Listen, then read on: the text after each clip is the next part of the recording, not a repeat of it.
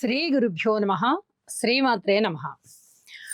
ఖగోళంలో సంచరిస్తూ ఉండేటటువంటి గ్రహాలు మనకి 9గా గుర్తించబడ్డాయి. 9ని మనము ఎక్కువగా జ్యోతిష శాస్త్రంలో పరిగణనలోనికి తీసుకుంటాం. ఇంకా యురేనస్, నెప్ట్యూను, ప్లూటో ఇవి కూడా ఉన్నాయి. కానీ మన పరాశర గ్రంథాన్ని అనుసరించి ముఖ్యంగా 9 గ్రహాలనే పరిగణనలోనికి తీసుకొని ఈ శాస్త్రం చెప్పబడడం జరిగింది. దీనికి ఆద్యులు పరాశరుల వారే అవ్వడము, వారి ముఖతః వచ్చినటువంటి ఈ గ్రంథము పరాశర గ్రంథంగా చాలా చాలా ప్రాచుర్యం పొంది మానవాళికి బహువిధాల దారి చూపుచు నీరాజనాలు అందుకుంటుంది. 9 గ్రహాలలో మనకి ముఖ్యంగా ఏమేమి ఉంటాయి అంటే, రవి ఉంటాడు, గ్రహాలకి రాజు. చంద్రుడు ఉంటాడు, కుజ, బుధ, గురు, శుక్ర, శని, రాహు, కేతు 9 గ్రహాలుగా అభివర్ణిస్తారు. అయితే రాహుకేతువులు ఎప్పుడూ వక్రించే నడుస్తూ ఉన్న కారణం చేత అవి రెండు ఎప్పుడూ వక్ర గ్రహాలే. వాటికి ప్రత్యేకంగా వక్రం ఉండదు.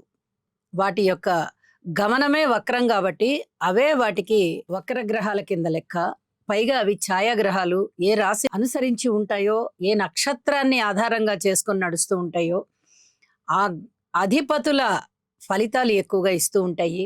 అలాగే రవిచంద్రుల యొక్క గమనానికి ఎప్పుడూ ముందుకే తప్ప వారికి వెనక చూపు లేదు. కాబట్టి ఈ 4 గ్రహాలని గనక మనము ఈ 9 గ్రహాల నుంచి మినహాయింపు చేసుకున్నట్టయితే మిగతా 5 గ్రహాల యొక్క స్థితి కూడా, అంటే కుజుడు గాని, బుధుడు గాని, శుక్రాచార్యుల వారు గాని, గురువు గాని, శని గారు గాని, ఈ 5 గ్రహాలకి వక్రగమనం ఉంటూ ఉంటుంది.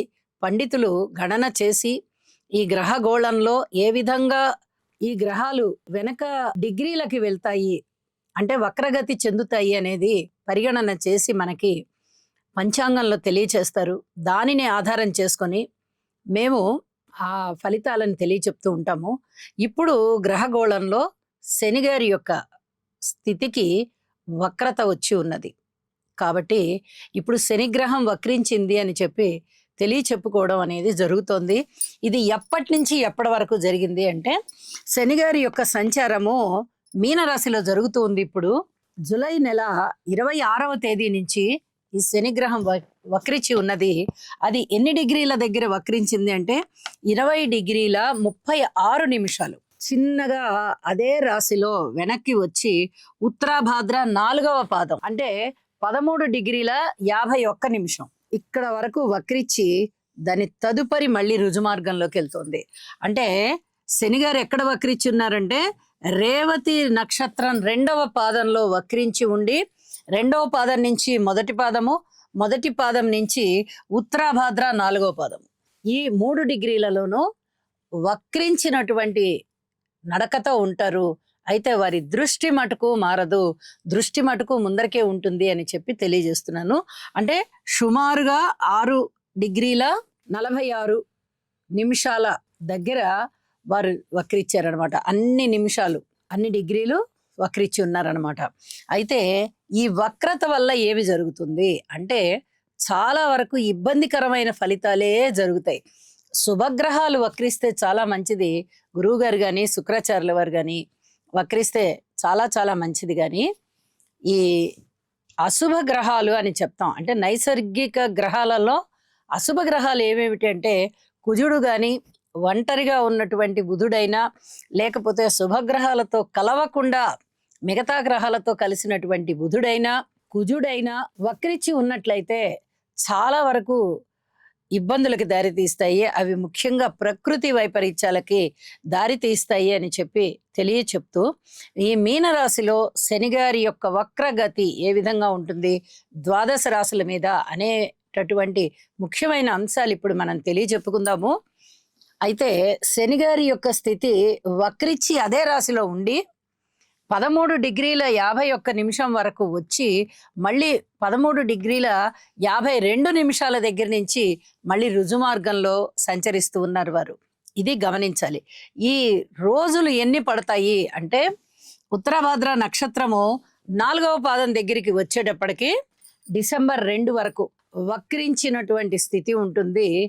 జూలైలో 5 రోజులు ఉంటుంది. 26వ తారీఖు నుంచి 31వ తారీఖు వరకు 5 రోజులవగా, ఇక ఆగస్టు నెల 31, సెప్టెంబర్ 30, అక్టోబర్ 31, నవంబర్ 30, ఇక డిసెంబర్లో 2 రోజులు కాబట్టి వెరసి 129 రోజుల కాలము వీరు వక్రించి ఉంటారు. ఈ వక్రించి ఉన్నటువంటి కాలంలో ఏ విధంగా ద్వాదశ రాశులకి ఫలితాలు ఉంటున్నాయి అనేది మనం ఇప్పుడు పరిశీలన చేసుకున్నట్టయితే, సింహరాశి వారికి అష్టమ స్థానంలో శని సంచారం జరుగుతూ ఉండగా, ఇప్పుడు సప్తమ స్థానానికి వారి యొక్క వక్రత వల్ల దృష్టి పడుతోంది. అయితే భార్యాభర్తల మధ్య అనుకూలత విషయంలో అధిక జాగ్రత్తలు తీసుకోవాల్సిందే, సమస్య లేదు అందులో. అష్టమంలో ఉన్న సప్తమంలో ఉన్న పెనం మించి పొయ్యిలో పడ్డ సామెత ఒకటి మనం గుర్తు చేసుకోవాలి. అలాగే ఇక్కడ అంటే ఎక్కడ ఉన్న సెగ అన్నట్టుగా సప్తమంలో ఉన్నా ఇబ్బంది పెడతారు, అష్టమంలో ఉన్నా ఇబ్బంది పెడతారు. అలాంటి ఇబ్బందే సప్తమ స్థాన దృష్టి మీద శని గారి యొక్క వక్రగతి ఇట్లా సప్తమ స్థానాన్ని చూస్తోందనమాట. చూస్తున్నప్పటికీ కూడా అలాంటి ఇబ్బందులే వస్తున్నాయి. ప్రజల చేత మీరు ఇప్పటి వరకు గౌరవింపబడుతూ ఉన్నవారు ఇప్పుడు కొంచెం నిరసన కనిపిస్తూ ఉంటుంది. ఇది చాలా జాగ్రత్తగా ఉండవలసినటువంటి విషయం. పబ్లిక్ రిలేషన్లో ఎప్పుడు నిరసనలు వస్తాయి, ఎప్పుడు వాళ్ళ యొక్క ఉన్నతి కలుగుతుందనేది చెప్పలేరు ఎవరు. ఎంతో ఆలోచించి చాలా మంచి పనులు చేస్తున్నా కూడా అందులో ఏదో ఒక లొసుగుని తీసుకుని ఎక్కువగా దుయ్యబట్టేస్తారు ప్రజలు. అలాంటి పరిస్థితి కూడా ఉంటుంది. ఇక్కడ కూడా అలాంటి పరిస్థితే కనిపిస్తోంది. సప్తమ స్థానం మీద దృష్టి ఉన్నంత మాత్రాన చాలా బాగుంటుంది అని ఎక్కడా చెప్పడానికి లేదు. ఒక రాజకీయ నాయకులకి కొంచెం బాగుండడానికి అవకాశం ఉంది, కానీ రాహు గారి సంచారం అక్కడే ఉంటున్న కారణం చేత ఇక్కడ ఏమీ మాట్లాడడానికి అవకాశం లేని విధంగా చాలా జాగ్రత్తలు తీసుకోవాల్సిందే. వ్యాపార భాగస్వాములు కానీ, జీవిత భాగస్వాములు కానీ, పబ్లిక్ రిలేషన్స్ కానీ, ఉద్యోగ జీవితంలో ఉద్యోగస్తులు కానీ, పై అధికారుల వల్ల కానీ, అలాగే కుటుంబ రీత్యా కానీ, వాక్కు రీత్యా కానీ, సంతాన రీత్యా కానీ ఖచ్చితంగా జాగ్రత్తలు తీసుకోవాల్సినటువంటి పరిస్థితే ఉంటుంది. అలా తీసుకుంటేనే సింహరాశి వారికి అనుకూలమైన ఫలితాలు ఉంటాయి. లేదంటే చాలా ఇబ్బందులు గురి కాబడతారు ఇబ్బందులకి. కాబట్టి ఇక్కడ చెప్పదగ్గ సూచన ఏమిటంటే, ఈసరికే రాహు గారి స్థితి కానీ, కేతువు గారి స్థితి కానీ, శని గారి స్థితి కానీ అంత అనుకూలమైన ఫలితాలను ఇవ్వబోవడం లేదు. ఇప్పుడు అష్టమ స్థానంలో వారు ఉండి సప్తమ స్థానాన్ని దృష్టి చేస్తూ కూడా అనుకూలమైన ఫలితాలు ఇస్తున్నారా అంటే ఇవ్వబోరు. సప్తమం కూడా పబ్లిక్ రిలేషన్స్కి సంబంధించింది, ఈ భార్యాభర్తల వ్యవహారాలకు సంబంధించిన స్థానం కాబట్టి అతి జాగ్రత్తగా ఉండవలసిందే. ఈ ఎపిసోడ్కి చివరిలో చెప్తున్నటువంటి పరిహారాలని విని తప్పనిసరిగా పాటించుకొని ఇంకా కొంచెం మెరుగైనటువంటి జీవితాన్ని అలవర్చుకోండి అని చెప్పి తెలియజేస్తూ ఉన్నాను. ఇక పరిహారాల విషయానికి వచ్చినట్టయితే, శని గారి యొక్క స్తోత్ర పారాయణాలు తప్పనిసరిగా పాటించండి. అన్ని రాసుల వారు పాటించాలి. స్తోత్రం పారాయణ చేయడం, నల్ల నువ్వులు దానం ఇవ్వడం, దీనికి కొలమానం అంటూ ఏం లేదు. మీరు కొన్ని ఇచ్చినా, మరిన్ని ఇచ్చినా, ఎన్ని ఇచ్చినా కానీ ఏం పర్వాలేదు. నల్ల నువ్వులు దానం ఇవ్వండి. అలాగే తోటకూర ఆవుకు పెట్టండి. నల్ల వస్త్రాలు ఎక్కువగా ధరించడానికి ప్రయత్నం చేయండి.